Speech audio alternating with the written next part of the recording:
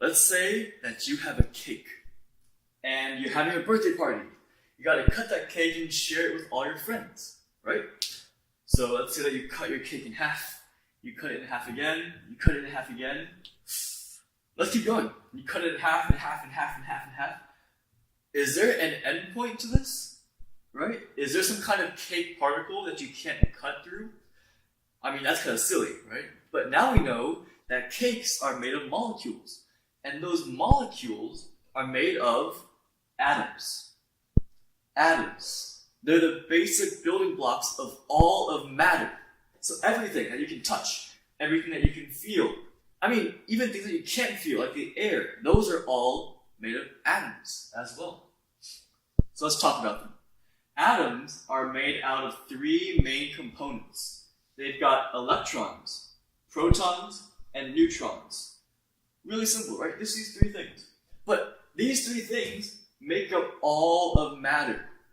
So, electrons, protons, and neutrons.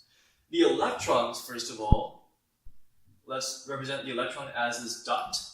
We represent electrons as letter E for electron, with a tiny minus sign on top of it.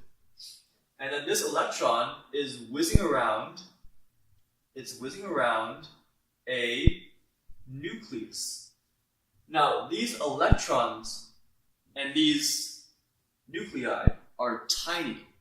So the atom itself is unperceivably small, but the nucleus, compared to the size of the atom, is even small as well. So if you imagine the entire atom blown up to the size of, say, a football stadium, the nucleus is only the size of a golf ball. So even this nucleus is tiny. Now, this is not the nucleus of a cell. This is a nucleus of an atom. So you've got these electrons whizzing around the nucleus, and so where are the protons and neutrons? Well, they are hidden inside that nucleus. So let's zoom in here. Let's blow this up, and now we can see that the nucleus contains these protons and these neutrons. So protons are represented by a P for proton and a small plus sign. Neutrons are usually written as N, and you'll sometimes see it with a 0 here as well. So the N stands for neutron. So you notice that the electron and proton have these minuses and pluses. What does that mean, right? Well, the electron has a negative charge, and a proton has a positive charge of equal magnitude. And the neutron itself is neutral, that's why it has a 0. I mean, you can remember it like this. So protons are positively charged. They're pro. So think of, for example, the pros and the cons of the situation. The pros are going to be the positive side. So protons are positive. Neutrons, they are neutral. So they have no net charge.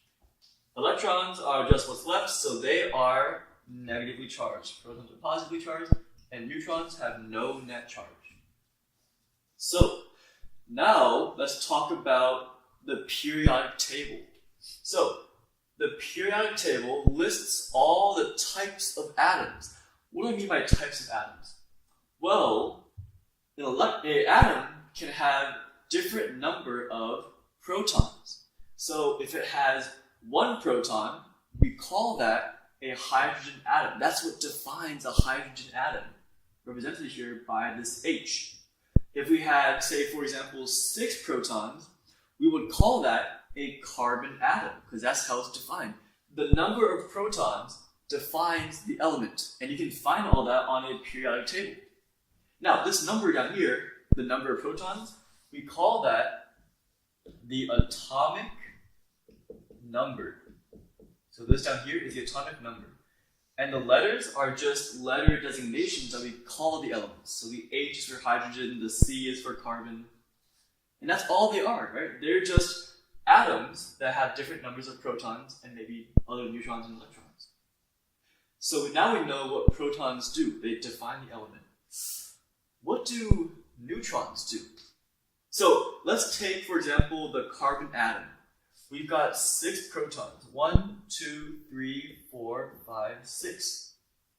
And these are all positively charged, right? The protons are positively charged. Now, we know that like charges repel. These protons, they hate each other. They're both positively charged. They want to get the hell away from each other. Same with electrons. Electrons can't stand each other. So, how do we clump all these protons into the nucleus, into that tiny little space? Well, we think that these neutrons provide a buffer. So there are neutrons in here, say a neutron in there, that can actually allow these protons to be stable. 1, 2, 3, 4, 5, 6 neutrons can allow the carbon atom nucleus to become stable. Easy. So now we know that the neutron can provide a stability. But let's think about this for a second. Protons and neutrons. Now, if we want to say weigh an atom, we wouldn't want to use units of grams or units of kilograms. Those are all units that are too big, right? So what scientists do instead, we use a unit called the AMU. AMU. This stands for atomic mass unit. Or some other scientists call them Daltons. DA. They mean the same thing. So either atomic mass unit or Daltons. Those are the units that we use to measure the mass of these particles. And we say that a proton weighs 1 AMU. It has a mass of 1 AMU. A neutron, believe it or not, also weighs 1 AMU. They're about the same mass. As for the electron is tiny, tiny, tiny compared to the proton and the neutron. So for our purposes, we're just going to assume that the electron is 0 AMU. It contributes no mass. So in this case, if we were to say calculate the atomic mass of this atom, we would just count the number of protons and neutrons. Easy, right? We've got 6 protons, which makes it a carbon atom, and we have 6 neutrons. That means that it has an atomic mass of 12. 6 plus 6, right? Easy, simple. This is the nucleus. So another way that we can write this is we can write C, because it's carbon, dash 12. This means that it's a carbon atom and it has an atomic mass of 12. Now, another type of carbon atom might have 7 neutrons. Why not? Right? Let's just add a neutron in there. I mean, now we don't have carbon 12. Now this is carbon 13. It's got different masses, right? And this can actually have very different consequences to the actual molecules. It's giving the molecules a different mass. So, carbon 12, carbon 13, those are what we call isotopes. So, let me just come up here a little bit. Protons, remember what they do? They give us the element. They tell us what element we are. The number of neutrons, changing that number gives us different isotopes. Isotopes. So, we just saw carbon 12, and now we have carbon 13 by adding a neutron. Carbon 12 and carbon 13, those are isotopes.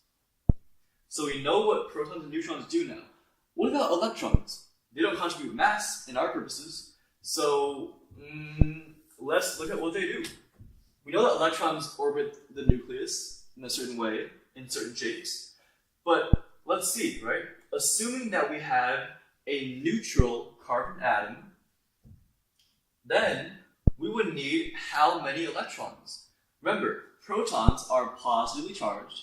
There's 6 of them. So how many electrons do we need to counteract that? To cancel that out? Of course we need 6 electrons, right? I'm going to draw here. 1, 2, 3, 4, 5, 6. And these are all just orbiting around the atom, right? Easy. So the electrons, these are electrons, they help to determine the overall charge of the atom. So watch this. So right now, this atom right here is neutral. It's got 6 protons, 6 electrons, easy. But what if we were to kill an electron, right? One's gone now. It's called ionization. We're removing an electron. We killed it.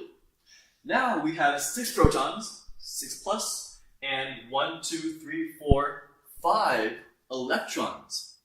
That leaves us with a net charge of +1. This is a carbon atom with a net charge of +1. And we write that as C plus. And we might add a 1 here as well, right? If we were to remove 2 electrons, kill that one right there, we would have a carbon with a +2 charge. Easy. But let's add them back. Let's add these back. This is now a neutral carbon atom, right? What if we were to add an electron? Let's add this electron right here. Now it has 6 protons, but now it has 7 negatively charged electrons. I mean, that carbon's going to be negatively charged. In fact, it's going to have a 1 minus charge, or -1. Now, you see that the electron tells us what the overall charge is after some calculations. And then, these atoms can combine to form molecules, and those molecules can combine to form all sorts of structures. So you can see how matter, at its very simplest form, is really just these 3 things: electrons, protons, and neutrons. The electrons tell you the charge, depending on how many protons it has. The protons define the element. Oh, in fact, have you heard those stories about alchemists in the old times trying to convert lead into gold? Well, lead is an element. Gold is also an element. So theoretically, it is possible to turn lead into gold, but it will just require a lot of energy. In fact, there were some papers that said that you can actually convert lead into bismuth, which is another element. But yeah, off track. Protons define the element. Neutrons define the atomic mass, right? And they give us different types of isotopes. Hold on a minute. 1.008, 12.01, that doesn't sound right. We have carbon 12, right? We have hydrogen 1. What's with the 1.008? Well, like I told you, right? There are isotopes, and isotopes might have different atomic masses. These numbers that you see on the periodic table, those are the average atomic weights. They are the average atomic weights. Now, what do I mean by that? What scientists have done is they have taken a sample of, say, hydrogen atoms, and they've measured the masses of them, and they've taken the average. So you can see that this number is very, very, very close to 1, but not quite. What that tells us is that the majority of hydrogen atoms, say, in our universe, most of them are hydrogen 1. But there might be some other hydrogen 2s, very, very tiny amounts. Same for carbon, right? See how it's very close to the carbon 12? The number is very close to 12? That tells us that most of the carbon in our universe has the atomic mass of carbon 12, but some of them might have carbon 13.